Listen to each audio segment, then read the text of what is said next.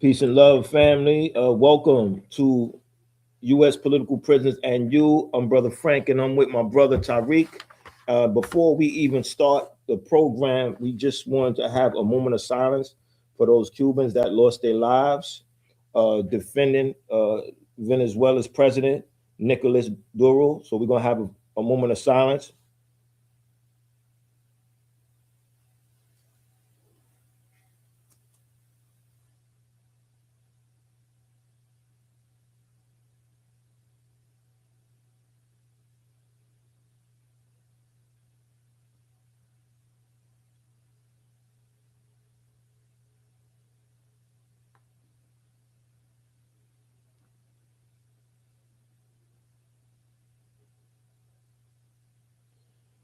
Thank you for tuning in.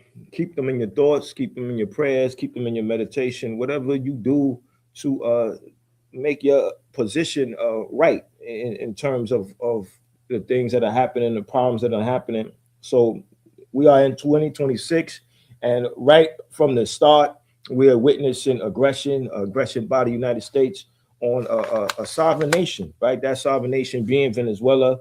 Um, so we're going to talk about that, and we're going to talk about, what does that mean in terms of our fight for our right to self determination? Why should we be concerned about that? And the fact that should we be involved? Why should we be involved? And I'm talking about people of African descent. Um, so I just wanted to look at the timeline of Venezuela, so we have an idea of what's happening and why it's happening. So this is key historical events. I went online. I said 1498, Christopher Columbus lands in Venezuela, marking the first European contact with the region. 1523, establishment of Cumaña, the first permanent Spanish settlement in Venezuela. 1567, foundation of Caracas, which becomes the capital of Venezuela. 1810, Venezuela achieves home rule as a result of popular uprising against Spanish colonial rule. 1811, Venezuela declares independence from Spain on July 5th, becoming the first Spanish American colony to do so. 1812, a devastating earthquake strikes Caracas, killing thousands and weakening the independence movement. 1813, Simon Bolivar enters Merida, leading the campaign for independence and earning the title El Liberator. 1821, the Battle of Carabobo occurs, securing Venezuelan independence from Spanish rule. 1821 to 1830, Venezuela becomes part of Gran Colombia, a union of several South American countries. 1902, British and German ships bombard Venezuelan forts due to a dispute over government damages. 1958, a popular uprising leads to the fall of dictator Marcos Perez Jimenez, establishing a democratic government. 1998, Hugo Chavez is elected president, marking the beginning of significant political changes in Venezuela. 2002, an attempted coup d'etat against President Chavez occurs, reflecting ongoing political tensions. 2013, Hugo Chavez dies, leading to Nicolas Maduro's presidency and further political and economic challenges. This timeline highlights the major events that have shaped Venezuela's history, reflecting its complex journey from indigenous societies through colonization, independence, and modern political developments. So those are key moments in the timelines of this country, Venezuela. We're talking about, and I think it's very important that we have an idea what's happening. So, brother Tariq, you want me to go into the first questions, or you have some comments you wanted to make before we start the discussion? Well, I just wanted to introduce myself formally by saying that I am Tyreek. I am a Black Panther. I'm a former member of the Black Liberation Army. I spent 17 years in numerous American death camp prisons as a political prisoner. And then, secondly, I want to say that I am deeply saddened by the loss of our 32 heroes, our Cuban heroes, who died fighting to defend our brother Nicolas Maduro, our brother, the president of Venezuela. So I'm deeply saddened by that loss, and I want to extend my condolences to their friends and their families. First of all, now go ahead, Frank. Absolutely, brother. So let's get into our discussion. Appreciate your time. Appreciate your commitment to this. I know you've been doing this work for our liberation for, quite longer than I have, and you've been patient with me, and you've been teaching me a number of times. So I salute you too, brother. Thank you.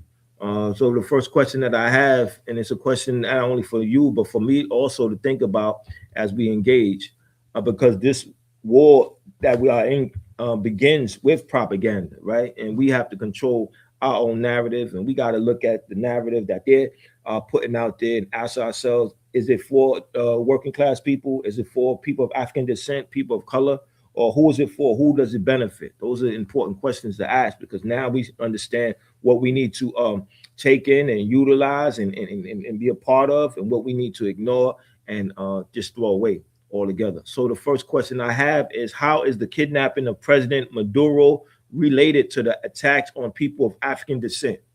Well, it's related because the colonizers, we're dealing with a very big colonizer whose whose extent of involvement is multinational. It's here in the United States and it extends all the way around the various countries around the world. And the colonizers are working on one particular objective, one plan, as it were, and that is the fact that the United States is broke. They don't have money. And so Nicolas Maduro, the president of Venezuela, I know the colonizers were saying that he was a drug pusher, but as we know, anytime you see the colonizers' lips moving, you know that they're lying. So that the real reason why the colonizers moved on Nicolas Maduro is because he was not obeying what the colonizers wanted. Nicolas Maduro, the people of Venezuela, were taking their money out of American banks and putting their money in a new bank that's being established in the process being established. And that bank is run by China, Russia, India, and South Africa, and other countries are joining in. The BRIC nations, they are joining in and hooking up a different financial structure for the people. And Nicolas Maduro had his country, Venezuela, had began to not put money in American banks and the NATO banks and that sort of thing, and putting this money in the new bank that was being created by the BRIC countries. And so he was deciding to buy things using Chinese currency and to pay off, allow people to buy Venezuelan oil using Chinese currency and not the American dollar. And he was a major player in the South American hemisphere, and that is he was a major player in that he was, as a word, leading the charge to take the money from out of the American banks and putting it in the new bank. And many countries, about 70% of the countries in South America, was following the lead of Nicolas Maduro. They was allowing the Chinese to come in and build things. They was accepting Chinese loans. They were dealing with financial matters using Chinese currency rather than the American dollar, at the point where at this particular time the Americans need the dollar, but Maduro was leading the charge to take his money out, as I said, and put it in the new bank, and many other countries was doing that. So the Americans decided that they will make an example out of Nicolas Maduro to make Venezuelans stop putting their money in the new bank and reintroduce it back into the American banks. And they said, we'll pick one, as in war, a column of soldiers come along and they shoot the first one and everybody duck. And who is going to be the next one to step up? And that's what's going on with the case of Nicolas Maduro. But we black people are part of that too, that plan. That plan is to address the matter that America is broke. And as we know, they have cut food stamps by 20%. And they have even cut the fund dealing with cancer research.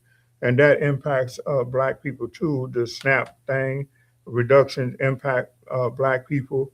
And so that, and then they're saying that the government is saying that black people have jobs that we don't deserve to have, and that we got these jobs through affirmative action plans and through the diversity, equity, and inclusion programs. And they feel that our position is that we should be the low workers, the janitors, and that sort of thing.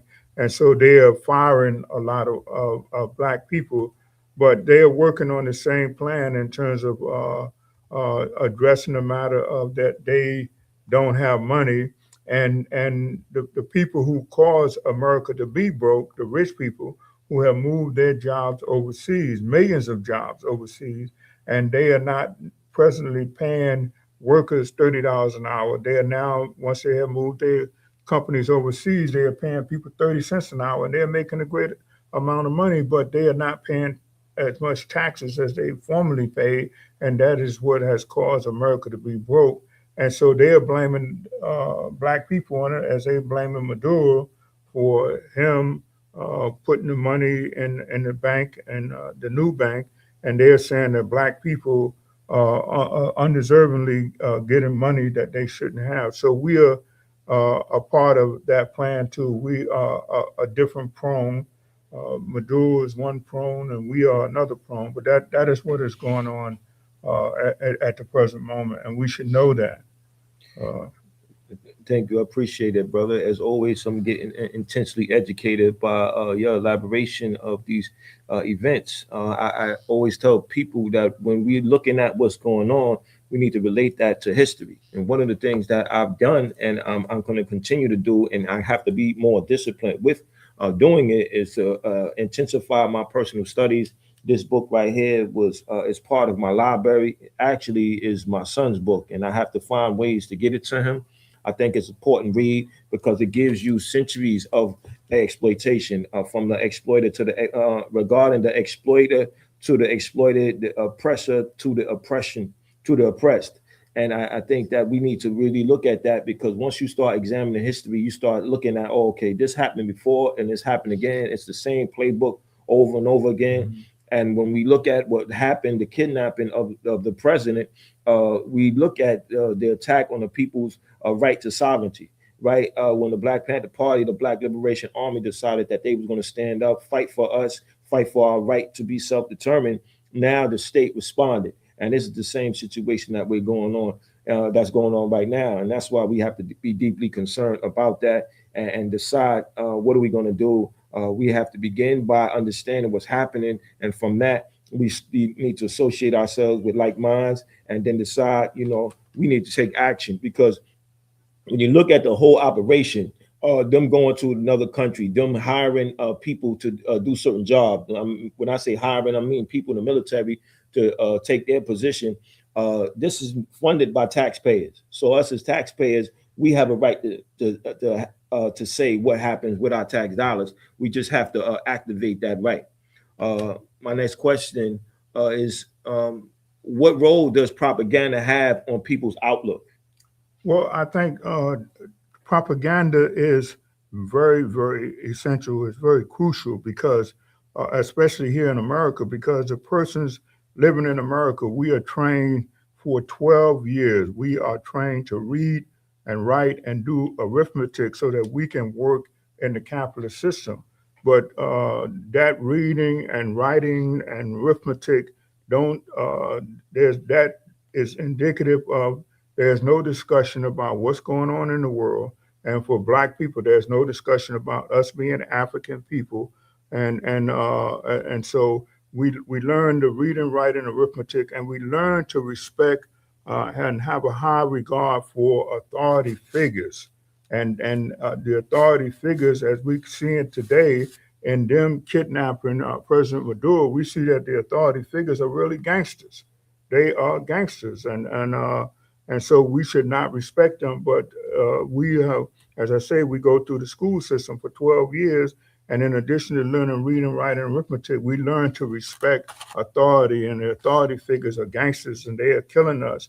And the reason why we can see with President Maduro, his kidnapping is indicative of the people not having control over their resources, and that is why they are impoverished, and that is why black people are impoverished, because the gangsters have control over us and control over our resources, and so that we are not able to use our resources to benefit ourselves. And when we think about it, Maduro is a crystal clear example of what a political prisoner is. A political prisoner is a person who holds, the definition of a political prisoner is a person who holds views that are contrary to the government views, and the government take punitive actions against that person by arresting them, and that's what they have done. They have arrested Maduro, but really they kidnapped him from his country, and Maduro was doing what our political prisoners wanted to do. Maduro was taking the resources, the resources available to humanity, and he was using them for the benefit of humanity. He wasn't using the resources that are available for humanity for a few people, a few rich people. And so he was using the resources in Venezuela to provide free education, help people with their housing, provide free medical care, free transportation, and that is what our political prisoners want to do, and we're in the process of working on achieving that, and that is why they became political prisoners. The government didn't like for us to want to use the resources available to humanity to help the whole of humanity and not just help a few people. And we want to know that there are 145 families that has more money and resources than like 4.5 billion people. That is what is going on. And that is why there's so much poverty exists. And that is why there's so much hunger that's going on. And that is why people do not have adequate medical care. And this is what Maduro was contributing his part to achieving that. And that is what our political prisoners was working on, the matter of taking all the resources available to humanity and using them for the benefit of the total humanity. Absolutely. So, when you're talking about healthcare, when you're talking about education, when you're talking about how working class people are treated, you're dealing with the ideas of socialism and communism, and those ideas are are challenging capitalist ideas. And whenever that happens, now you're going to see the capitalists become more aggressive, start to do things that they historically have already done. But the key thing that they use in their advantage is their ability to control ideas, right? Because of the amount of resources that they have, and that's why it's very important that we support our own media, right? Shows that come on Black Power Media. So please subscribe, and share, because this is how we start to get our ideas out there, and this is how we start to understand the importance of controlling our own media, because now we could start to talk about a collective effort, a collective action that needs to be done regarding what's taking place. Um, my next question: as we struggle to free our political prisoners and our prisoners of war, why is our role in the fate of what is our role? Excuse me. Is well, no, I said why is our role in the fate of prisoner of war President Nicolas Maduro important? Well, it's important because, as I say, uh, especially in America, the people receive a limited education, and many of our people don't go on to study what is going on in the world, so that we have to go to them and enlighten them. And there's nothing wrong with our people. It's just that the colonizers control them, and they can, and as I say, they limit the education to reading, writing, and arithmetic, so that we can work in the capitalist system, so that any information that we present to our people will be very, very important, and it would be shape our people's views on it, and then our people can go forward and do the right thing, and so that we can uh, have an influence as what has happened with the demonstrations and the boycotts and the different things that occurred in the war with Vietnam. It was a thing people really learning for the first time that the authorities are not deserving of being respected, that the authorities are gangsters, and that they were going around as they are now with the case of Maduro. They're going around gangstering countries and taking over countries and making the persons use their resources to benefit the colonizer, and the colonizer taking their money and using it further to help the colonizer. And that is why that once we explain that to the people, that will be important, and it could cause, we will cause a great number of people to let the gangsters know, the authorities know that we are not in line with what they are doing. And in Venezuela, the poor people there, they're walking around with rifles clearly in view to communicate to the authorities and the uniformed gangsters that went into Venezuela that should they come back, they will meet with the poor people who now know that war is being waged against them, and they are stepping forward to wage war on those persons who are waging war against them. And so that is what is going on.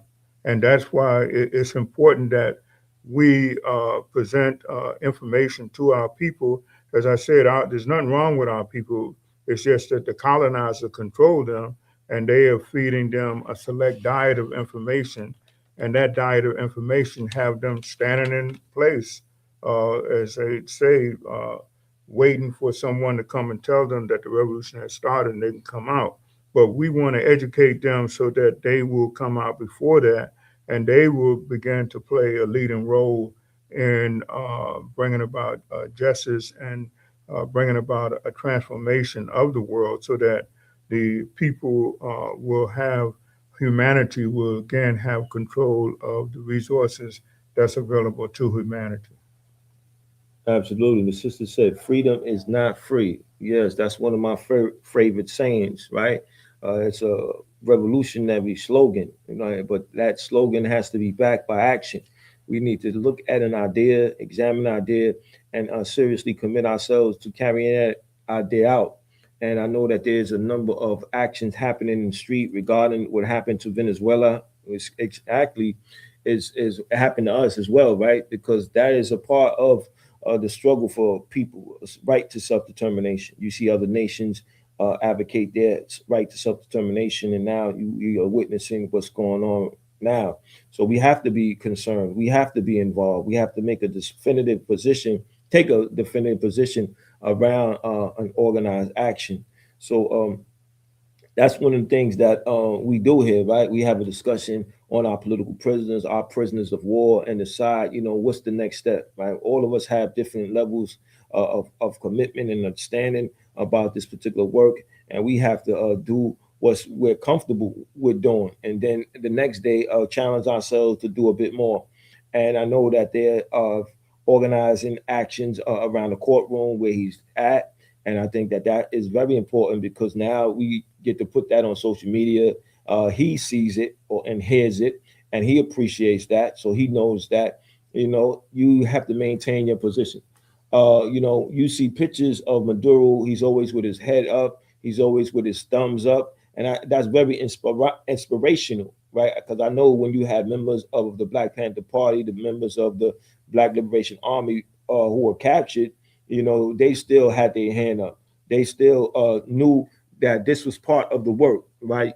You ain't gonna stand up to the state and win followers, win people's interest, and not feel the hand of the state on whatever level. And when I see that, I get inspiration from that. You know, how was I know that this wasn't one of the questions that I originally had because we already addressed it, the three questions, but I think that we need to have a continuing a discussion on this matter about what people would do. But you have something that you want to say? Well, Sorry. yes, the fact that you mentioned that Maduro is still high spirited, he still has his thumbs up, and he still has his fist clenched, and that reminds me of when I was captured by the American forces. My comrade Shanti Omawali, He said that, "Smile, brother. You a soldier, and this is just a part of the struggle." And that was very moving to me. Wow. Very moving. So I'm glad to see that our brother Maduro still has his head up. And I just want to add this: I don't think that there was anybody next to Maduro telling the government every move that Maduro was making, because I think that those 32 Cubans and the other Venezuelans that was with him that was also killed, they were of the mind that they were fight to the death, and they did. And so that, and I think the America is saying that there was someone with him informing them about where every move Maduro was making, because they want me to say, is Frank with them? And then Frank's supposed to say, is Tyree with them? Yeah. He's the one who telling. That's not what's that. I don't believe that was going on. And I don't believe it because I know that the Americans, once they put the satellite on you, they follow every move you make. So they don't need no one to tell them what's going on. I think they want to create that suspicion within the ranks of revolutionaries that is he working with them, or am I working with them? Is he working with them? I think they want to create that type of atmosphere so that, and I said, I'm very sorry that our Cuban brothers lost their life, And but also they, our Venezuelan brothers, we don't want to forget that's them. right. And I know there was two That's right. elderly women that I understand that they were killed too I'm in sorry. Venezuela. So our heart and our concerns go out to the families. And that moment of silence was also for those Venezuelans who lost their lives too. So Mhm. we're not trying to forget nobody or exclude anybody. We just had the information on the 32 Cubans. And I want to say that when we first heard the news, I'm sure many of us flipped out, were outraged at the hearing that the government had kidnapped our brother. But I want to say that we want to, when we become outraged like that, if we continue to do that, it could lead to us having an anxiety attack, so that when the authorities commit some other offensive act that outrages us, we want to follow that by going into a relaxation mode, by thinking of the sun, the ocean, and the forest, and that will calm us down, and that will prevent us from going into developing anxiety attacks, and having anxiety attacks would take us out of the struggle. So we want to, once we flip out, I know we're going to flip out when we hear about the government having kidnapped our brother and kidnapped his wife. So that we want to follow that with relaxation modes, so that we can be of good health and go forward. Because if we just flip out and get in the habit of doing that, we begin to have anxiety attacks, and that would take us out of the struggle. So we don't want to do that. Oh, that's a very important point because we want to be more rational than emotional, right? We want to That's right. look at our tactics, we want to look at our strategy, and we want to make sure that any and everything that's done is done in a calculated manner. And that's why it's very important for us to study our history. In this book right here, if you don't have it, you should get it, read it, discuss it with your family. Political education is how we combat their propaganda, right? Because they're putting out lies over and over again. Trump let you know what their intentions was. He said we're going to run Venezuela. So why would you say that? And where does that idea originate from? It's not a new idea. It's an idea that's been going on for a long time. When the oppressor, the colonizers see a particular area and know that that particular area is going to help them carry out their ideas, now they target and they're committed to going to that area and put it in under their rule. And this book discusses 500 years of this particular process happening in Latin America. And once you see it happening during that time and seeing it happening now you ask yourself who did what and why. And now you study people like President Nicolas Maduro, and then you also study Hugo Chavez and what was their relationship to common people. What did common people think about them? Of course, you have people who side with the capitalists, who side with the colonizer. Obviously, they're going to say what they say. And then you're going to have the working class people, the people who understand the importance of actions and ideas being beneficial to the collective, and they're going to side with people like Nicolas Maduro, people like Hugo Chavez. So think that we need to intensify our political education. We need to see who's doing what, and we need to align ourselves with those individuals. So that's So all I have, brother. Before we end, you have any last words? yes, I would like to say, as I said before, I'm sorry about express my condolences for the loss of life on the part of our people, and I would like to say that the way forward is for us to study what is going on and to vigorously study what is going on so that we can take the right position. And you have to know that you are the important person in all of this, and that is why they gave me those 12 years of training, reading, writing, and arithmetic, and not teaching you about Africa or being an African, not teaching you about what's going on in the world, because you, the person who is listening, who is watching this, you are the important person in this particular thing. And you want to know that we have the power. No matter how tough they talk or what they do, that's why they're not on the ground in Venezuela, because the poor people, as I said, they're walking the streets with rifles clearly visible, handguns clearly visible to let the Delta Force know, come back now, come back now while we ready. They made a good move. They won that, but the people are saying that now we know that you want to come in here, come on in here, and we ready for you. So that means that the people know that President Maduro and his wife, they are not drug dealers, and people would not be walking the streets with guns to express their favorable views for a person if they thought the person was drug dealers. So they know that our president, Brother Maduro, and they know his wife, they are not gangsters. So they deserve our heartfelt feelings. Thank you, my brother, once again for coming through for me, coming through for our people, and providing us the opportunity to present our position. Right, we got to control our media. Please like, please subscribe. If you haven't subscribed to Black Power Media, please do so immediately and encourage others to do so, so we can expand the platform, so we can make sure that we control our own narratives. So y'all know the call. Free them all. What's the call? Free them all. U.S. hands off Venezuela and free President Maduro now. Peace.